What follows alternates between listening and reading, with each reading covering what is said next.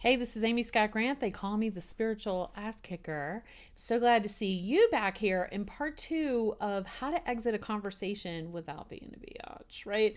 In part 1, we looked at why we stay in boring ass conversations that go nowhere and why you should get out of them. And here I'm going to give you some very specific tips. Okay, I'll tell you specific things that you can say that work every time. Now, for me personally, I don't like to say stuff that's not true, right? So I will not say things like, it was great talking to you, if it really wasn't. Like, I don't know. It's just inauthentic to me, so I just don't like it. So here's some of the things that I like to say. Well, first off, I'll tell you, a warm smile goes a long way.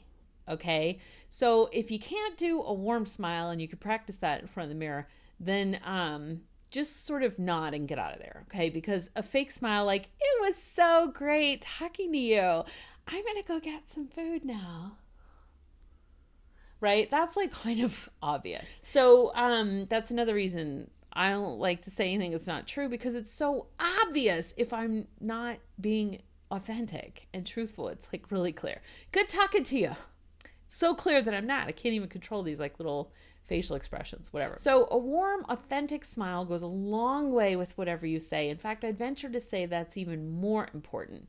Now, it's also great if you can get out on a laugh. You know, if they say something like mildly amusing, like, haha, because then you can be like, on that note, I'm going to go check out the food now, right? It's an easy transition. But sometimes people talk a lot and kind of drone, and you don't really get that opportunity. So if you can't get a laugh, you know, like have a reason to laugh at least a little, or if you can't, like sometimes when someone else walks up, that's a good time to transition as well, or when the topic changes. So if you miss those opportunities, here's some things I like to say, and I have some notes here so I wouldn't forget any of them. Will you excuse me? Oh my gosh, you could totally just say that and leave. Who told you you had to have a reason for everything that you do? Who told you that you had to provide a reason every time you want to go somewhere or do something or shift gears?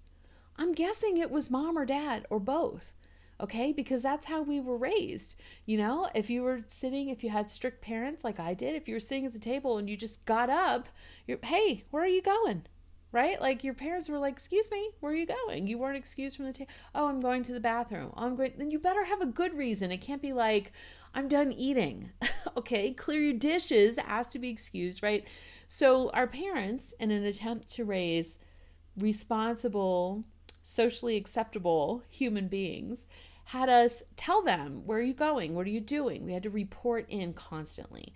But now you're all grown up, okay? You don't have to do that anymore. So you don't have to have a legit excuse to leave this conversation. You can literally just say, excuse me, thank you, excuse me, and walk away.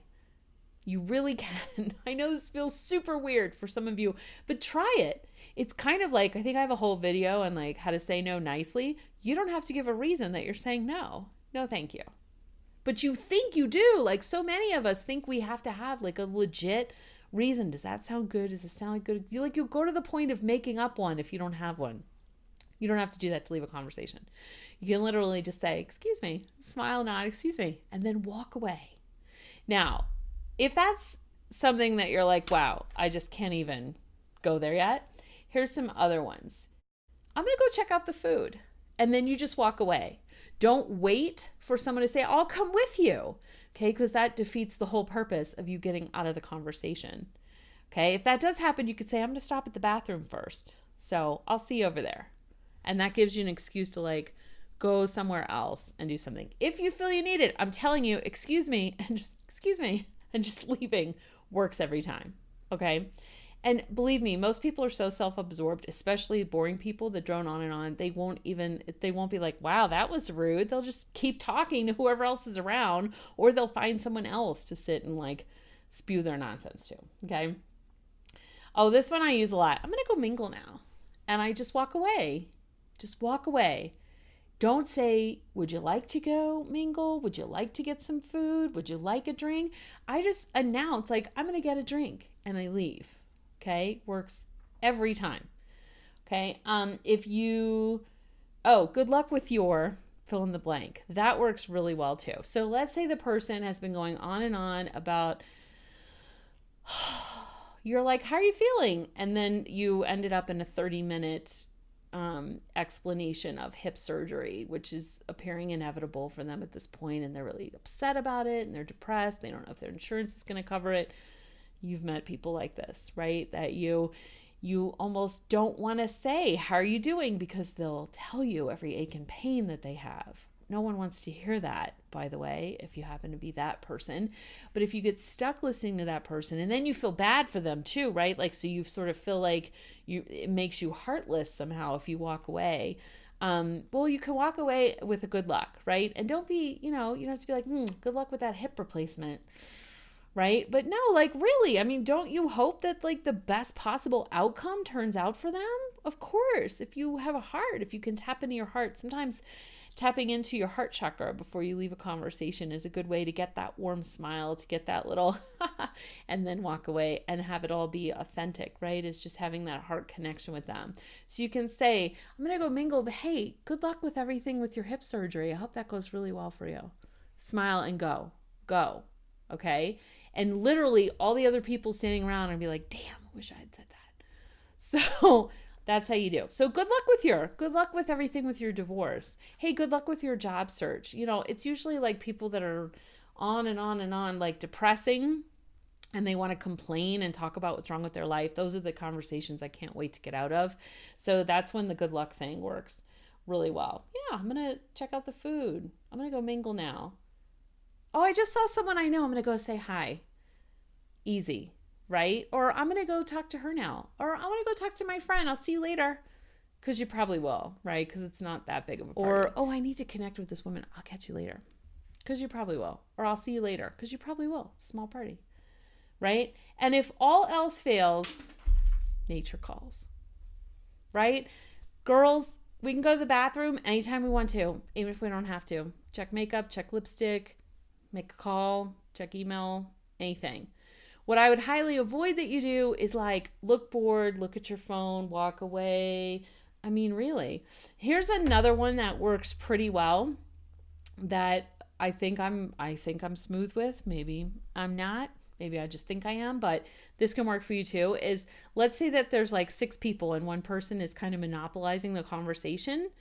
I will usually start a side conversation. If I can't get out, or if there's like no one else at the event to talk to, like maybe these 6 people are the only people here and one person's kind of monopolizing, and the host is, can you go help the host?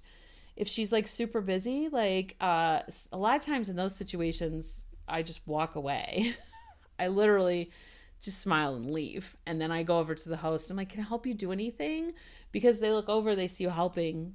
That doesn't make you a biatch, right? You just actually went over to be useful. So but sometimes I'll just start a side conversation. Like, let's say the person is talking about something that I know nothing about. I don't know, trigonometry, let's say. I don't really know anything about that. So I might just turn to the person next to me and be like, so are you a mathematician, or what do you do? Right? Like, I'll say something sort of relevant to the conversation, but really I'm kind of filling them out to see if they're just as bored as I am. And if they're like, God, no, I do massage. I'm like, oh, really? And then we just start a little side conversation. There you go. Right? The party instantly gets better. And eventually you could sort of, then you could be like, hey, do you want to get something to eat? Hey, do you want to help Katie see if she needs any help setting up? Do you want some more wine? Whatever. And then you and the other person can walk away. So there you go. All of those are super nice ways to get out of really boring conversations, which I hope you didn't think this was. But if you did, you're probably not still listening. So, I mean, if you took any of the tips that I gave you, then you're not still listening if you're bored. But anyway, okay, excuse me now.